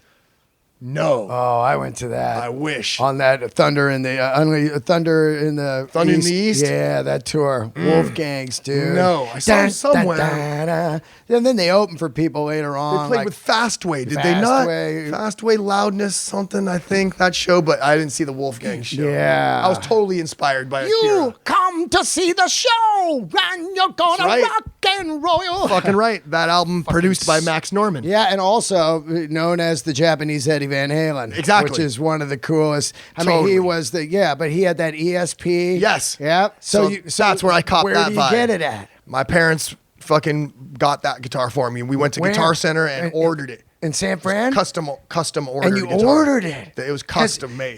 Because it really had that pick guard and everything. It was just beautiful. It must have cost a pretty good amount of money. How long did it take to get? Months. Yeah. And the funny thing is that was quick. Yeah. Compared to now. Oh, compared to now. When it shows up, are you losing your mind? Oh, fuck yeah. Did it get stolen? Or do not you have that it? guitar. Do you have it? I do have it. Holy shit! How do you not play that thing? Because I had a problem with the shape eventually with accessing the high frets. Oh, gotcha. That's why I designed the guitar that I play now. The one you play now is killer. You got like a tribute to it. It's black with the white pick guard. Exactly. Yes. What's the amps you were using? They sounded incredible. EM. Thanks. I'm using Engel. Yeah, Engel. Engel amps. I used Marshalls forever. I would not switch again because my heroes played Marshalls, and that's all I needed to know. I didn't want to hear other amps. JMPs or JMCs? Which ones? All were you different playing? kinds. Yeah. I actually still do record with this fucking super 1970 super lead. That was badass. That's some Angus Young shit. Davey Vane found it for me back in the day. He's like, you need this fucking amp. And I was like bummed because I'm like, this amp don't have enough gain. He's like, well, we're gonna get it modified. So then this dude Dave Ray. Yeah, Dave Ray modified Remember, it. he was the modifier. He was the He modifier. put the extra knob on it. Fuck yeah, dude. And it was fucking and that album, that amp till this day is just amazing, warm, sick sound. So I still have that amp. But yeah, I played. I did JCM 800s. These 2210s.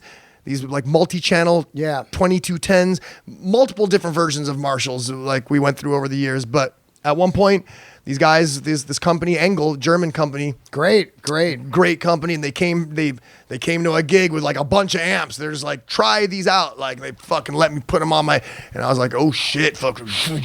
Yeah. So for me, it was kind of landing somewhere between a Marshall and a Mesa. Yeah. Mesas are fucking awesome too. Yeah, But Metallica with the EMG 81 pickup, Yes. the Mesa double rectifier. they got that fat bottom. Dude, that was the shit, man. Metallica really came up with this low wing. Yes. Totally. You know, it was like, whoa. Yes. It wasn't that mid crunchy. It was No, just. it was the had that- mid scooped out, if Yeah. anything. Yeah. So, but it sounds fucking amazing in their own way. But for me, I was so used to the Marshall tone, I didn't want that tone for myself. Right. I thought they sounded cool, but I was like, but nah, I like that kind of mid bite of the Marshall Yeah, though, kind of the rock feel in there. Remember the Invader pickups with the big fucking Oh Allen yes, wrench? Yeah, big old Allen. Allen Yes, wrench I put fucking- that in my V at one time. Yeah. Yep. But but through evolvement of time, I now play Engels. Yep. They sound amazing to me. And They then have you have fucking your own killer. model Jackson, right? I have my own model Jackson. Fucking what a dream that is, right? To Yes. have your own model. Definitely a dream. Can people buy that at the store? No, so that's still the dream. Right. I guess I'm not One day, popular though. enough for that. But one day, yes. But Yeah. you can get them custom ordered through the custom shop. That'll take 2 years later and Yeah. $1 million later, you'll have it. Hopefully you're alive. People have them though. Like I've definitely seen, people have brought ones they've had custom made and they're fucking awesome. Wow. A handful of them exist out there, but it's definitely a dream for me that Jackson would make it a production model and I have Yeah. my full on model. But I'm still in amazement of looking through the Jackson catalog and to see like my picture right next to Randy Rhoads' picture. That's like nuts. that's nuts. like I'm fine with that. So yeah, we'll see. Let me ask you this, because I'm sure that people ask you this, when you're at gigs and stuff. But do you ever see an OG lineup reunion, or would it open a can of worms to the guys like Ted, who's been there 19 years? Would that shut the doors on that lineup permanently? But do you hear that? Do promoters say, if you do OG Ultraviolence tour, we'll give you this big cash props or anything? Does that come around? That actually does not. So I'm glad it doesn't, because it doesn't put a thing of conflict into the mix. Right. We do get offers to do like entire albums for their anniversary. We did do a 25th anniversary Ultraviolence tour with this lineup. Wow. And it was killer. We did the entire album from front to back, Smoking. and it was fucking killer. And they wanted us to do it with Frolic, but we're not going to play that album from beginning to end. I'll be at that show. Yeah, no, and Maybe then a one-nighter, though. Act 3, like but the thing is that no, as far as like I said before, I'm a never say never kind of Right, person. right. So I'm not going to say never, but highly unlikely. Gotcha. This lineup, Ted in the band 19 years. Yep. Will and Damien in the band now 10 years. Oh, yeah. 10 years with the same lineup, 4 records with these guys. Fire lineup. I mean, unbelievable. And probably most people only know this lineup.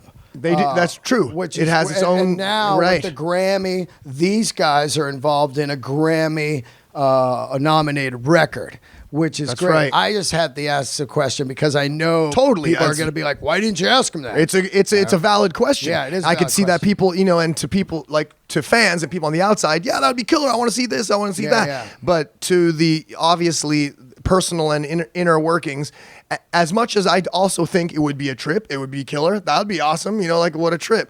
But like, nah, man, because our band is intact right now, and by just for the respect alone of the course. dudes in this band, and like we don't just like switch members out for this, that, and the other reason. Like this, Yeah. the guys in the band 10 years strong. I mean, Plus that's the other band. guys, if you did one tour and then they just go, "That was fun, I got to go back to it," and then you're like, "Wait, well now we got to get these guys." Dude, exactly. Then There's you're so just- many it's just a logistics shit involved. show. You're like, Because you and Marc are lifers, and if you get other lifers in the band, then you've got the right lineup. yeah, we're a kind of band like Right. that, and it's like yes, it's like a marriage, and Yeah. it's like a family and a marriage, and you can't just be like, I know we've been married for 10 years straight, but you don't mind if I like frolic about with the I'm ex. gonna be fucking these over here. Because we were together before, so we're just gonna be like remarried for a year or so, but then we'll go back to our marriage again. It's like you think it works like that, baby? Just I wouldn't want to.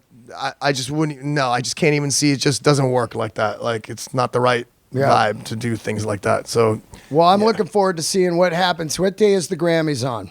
January 26th. Okay. This I know. I will be in Los Angeles if you happen to be around. Hit me up, and I know you'll be busy. But and then you've got a second leg of this tour coming on. When is that? We do. So it's still in process, but that's the dates are not yet revealed. But I believe that's going to happen in April when we return from.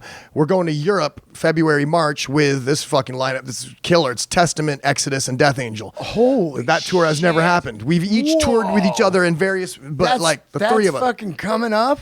Yeah, Exodus. It's called The Bay Strikes Back. Whoa! So and it's in Europe. So they love this. It's like the three of us in one show. This is a great fucking lineup. Yeah, a lot of the shows are sold out. And how great is Chuck, dude? It's gonna be amazing. So Chuck has kind of become this kind of grandfather of the metal scene of Bay Area, you know? Like yes, when he I has. Look at him, like, you know, I just saw him at Slayer, and he just goes around. You're like, there he is, Chuck Billy, man, old fucking friend, you know?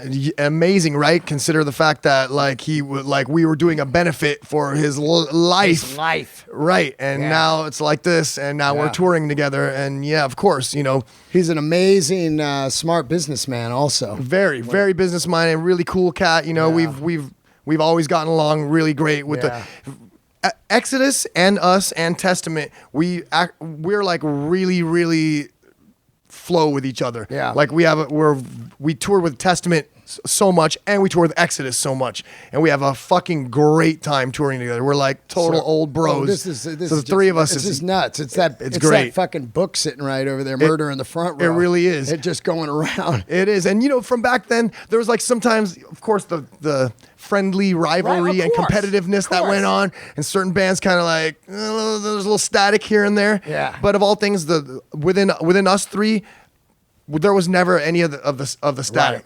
You know, well, first of all, with Exodus back in the day, they were just fucking heroes. They're the gods.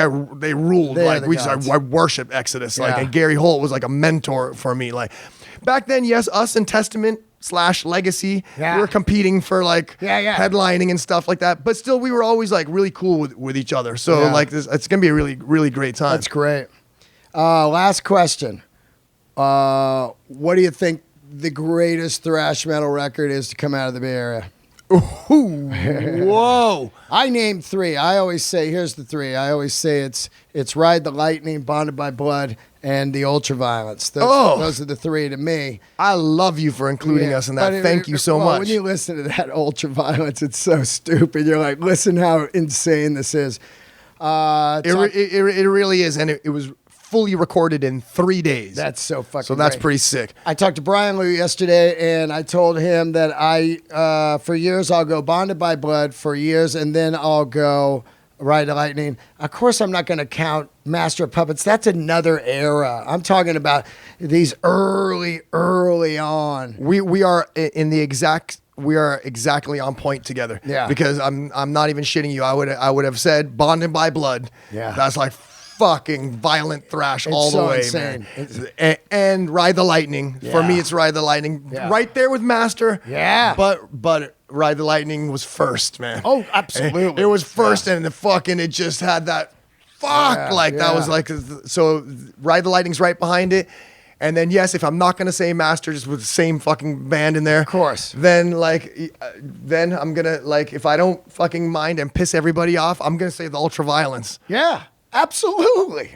Are you kidding me? Because, yes, I can't help but look at it as it's such another lifetime that I'm like almost looking at some other dude's record. Oh, 100%. Even though we play the songs live, but it's like, looking at that, it's like, that was me in that moment. Like, that's like some other... But yeah, the vibe on that record, it fucking captures that feeling all the way. Voracious Souls and the Ultraviolence are three of the most insane brute force metal songs ever. You know, it's full, it's pure. That's what it is. It's just pure. There's no recreate. Sometimes people have asked, like, would you ever think that you should like re-record it, like with modern production? Fuck like, no. are you No That's way. the worst thing you could ever. No. You could never No. redo that That's moment. like re-recording Blizzard of Oz. You're like, what are you talking about? There's no way. Like, I don't understand. that's a never. Yeah. That is a never for me. Re-recording other things. So yeah, there's no way, because it's not only the songs on there, but it's just the feeling in there. It's the vibe that these kids, what's happening in there. I could just hear everything about the scene and every moment from the Mab to fucking Ruthie's to everything River in that Theater, music, in that recording. Yeah. Yeah. So I have to count Ultraviolence in there. Well, thanks for doing the show. Thank you for having Happy me. New Year. Happy New Year. 2020. Happy tomorrow. anniversary to the Act 3. Happy New Yeah. Year. And by the way, dude, I don't know how old you are, but you look exactly the fucking same. I don't even know how it is with all the partying and no sleep over the days and travel and bad airplane air. But you look great. How old are you? Thank you, brother. I turned 51 recently. No shit. I'm 53, dude. You look great too. What are you talking about, bro? Yeah, fuck, I didn't look good 3 years ago. I looked like fucking Santa Claus. I have seen a change in you. Yeah, You do look I lost amazing. 40 Good. pounds. Okay, that's a little bit of a change. Yeah. No wonder. I took a fucking small child off my back. You look great. You sound great. Fucking, hey, man. Yeah. 50s are the new 30s. Yeah, they really are. And I hope you come see some comedy pretty soon. You watch comedy? Definitely. I do. And it's so funny how you reminded me that we spoke about this at the whiskey. yeah. So you're catching me at the last 2 days of a course. 5.5 week tour. I could hardly I was spinning hard, holding on for I get dear it. life. But I'm bummed I missed this. Well, you're and coming. I will be seeing Yeah. you. All right, guys. I'll be there. All right, thanks for tuning in, and man, let's all fucking spread good vibes for the Death Angel Grammys, and if you are a Grammy voter, get on that shit, and let's do this. Thank you. Keep the candles lit. Check out the new Death Angel record. It's out, and they're out touring, and it is fantastic, and they've got great videos too. Thank you. Yeah. Yes, we do. Yeah. All right, guys. Candles lit.